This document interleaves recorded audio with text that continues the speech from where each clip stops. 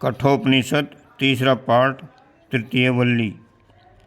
यम ने कहा, ब्रह्मवेत्ताओं का ऐसा कथन है कि श्रेष्ठ कर्मों के फलस्वरूप प्राप्त मनुष्य शरीर में सर्वश्रेष्ठ स्थल अंतःकरण रूपी गुहा में स्थित कर्म फल को भोगने वाले दो परस्पर भिन्न तत्व छाया और धूप के समान विद्यमान है, जो 3 बार नाचिकेत अग्नि का चयन करने वाले और पंचाग्नि गार पत्ते दक्षिण आवनीय सभ्य और आवसत्य विद्या के साधक हैं। उनका भी ऐसा ही कथन है। जो श्रेष्ठ कर्मों के निष्पादक साधकों को बहुसागर से पार करने में समर्थ सेतु स्वरूप हैं, उस नाचिकेत अग्नि को हम भली प्रकार समझें। संसार रूप समुद्र से पार जाने के इच्छुक साधकों के लिए जो भय रहित सर्वश्रेष्ठ आश्रय यानी अवलंबन है, उस अक्षर ब्रह्म नाश रहित परमात्म तत्व को जानने में हम सक्षम हों।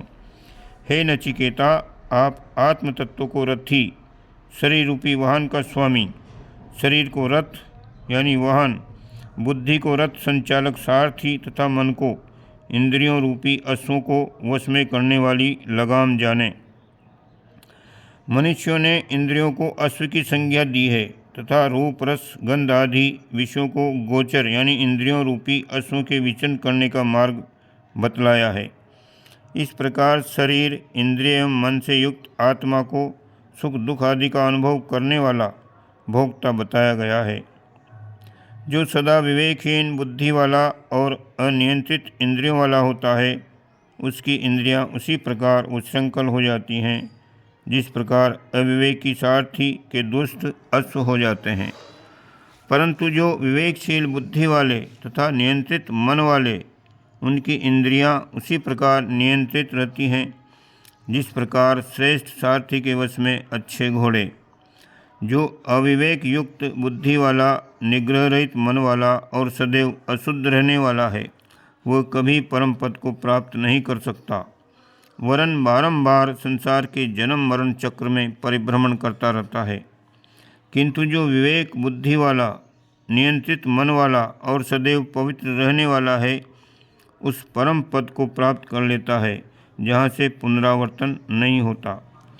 जो मनुष्य विवेक युक्त बुद्धि रूप सारथी वाला और मन को संयत रखने वाला है, वह संसार सागर से पार होकर विष्णु भगवान के परम पद को प्राप्त कर लेता है। इंद्रियों की अपेक्षा उनके विषय अधिक श्रेष्ठ हैं। विषय से मन श्रेष्ठ है, मन से बुद्धि और बुद्धि से भी उत्कृष्ट ये महान आत्मा है। जीवात्मा से ईश्वर की अव्यक्त शक्ति श्रेष्ठ है। अव्यक्त शक्ति से वह पुरुष परम पुरुष परमेश्वर श्रेष्ठ है। उस परम पुरुष से श्रेष्ठ अन्य कुछ भी नहीं है। वह सबकी पराकाष्ठा और परम गति है। समस्त प्राणियों में छिपा हुआ ये आत्म तत्व प्रकाशित नहीं होता, वरन सूक्ष्म दृष्टि रखने वाले तत्वदर्शियों को सूक्ष्म बुद्धि से ही दिखाई देता है। बुद्धिमान यानी प्रज्ञावान व्यक्ति के लिए उचित है कि वह सर्वप्रथम वाक आदि इंद्रियों को मन में लीन करे, मन को ज्ञान स्वरूप बुद्धि में निरुद्ध करे, बुद्धि को महान तत्व आत्मा में विलीन करे और उस आत्मा को परम पुरुष परमात्मा में नियोजित करे। हे मनुष्यों, जागो, उठकर खड़े हो जाओ और श्रेष्ठ व ज्ञानी पुरुषों से ज्ञान प्राप्त करके परमात्म तत्व को जानो।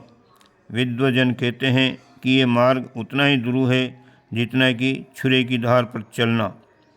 वो परब्रह्म शब्द स्पर्श रूप रस और गंध से रहित है, अर्थात इन सब से परे है। वह अविनाशी अनादि और अनंत है। वह आत्मा से भी उत्कृष्ट और ध्रुव सत्य स्वरूप है।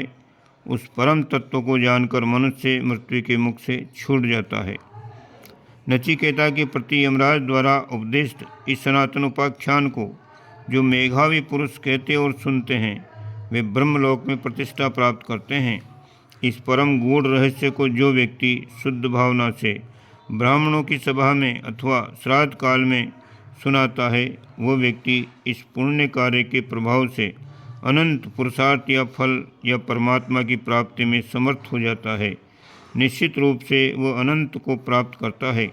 यहाँ ब्रह्म संसद ब्रह्मोन्मुख होकर साधनारत व्यक्तियों द्वारा वृत्तियों के समूह के लिए प्रयुक्त संबोधन माना जा सकता है। इसी प्रकार श्राद्ध काले का भाव जब श्रद्धा का उभार होता है, ऐसे अवसर का संकेत करता है। ब्रह्मोन्मुखी तथा श्रद्धासिक्तों के बीच ये तथ्य प्रकट करना निश्चित रूप से अत्यंत लाभदायक हो सकता है। उक्त परिस्थितियाँ न हो तो इस विद्या का उल्लेख केवल जानकारी बढ़ाने तक ही सीमित रह जाता है। इस प्रकार से ये पहला अध्याय समाप्त हुआ। आगे की बात अगले अध्याय में करेंगे। आप इसको सुनने के इच्छुक हैं, ऐसी हमारा विश्वास है। इसलिए आप चैनल को सब्सक्राइब करें, बेल आइकन दबाएं। ओम शांति।